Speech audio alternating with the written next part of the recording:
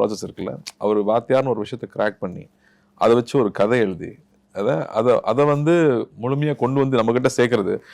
நான் ஒரு கதை சொல்லி கொடுக்கும்போது நலன் எனக்கு புரியல நலன் சொல்லிட்டேன்.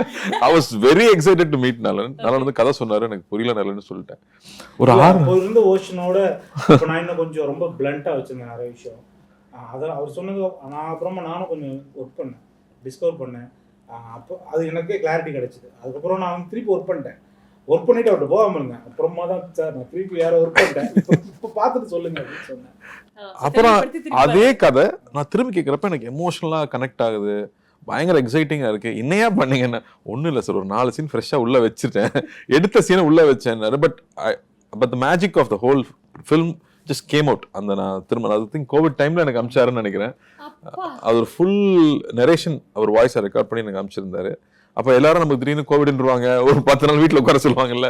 நான் அப்போ கேட்டுட்டு I was so impressed with it. And I was very particular, நலன் கூட ஒரு படம் பண்ணணும் அப்படின்னு. ஆனால் இவ்வளோ கஷ்டமான ஒரு கதையை கொண்டு வந்து கொடுப்பாருன்னு நான் எக்ஸ்பெக்ட் பண்ணவே இல்லை.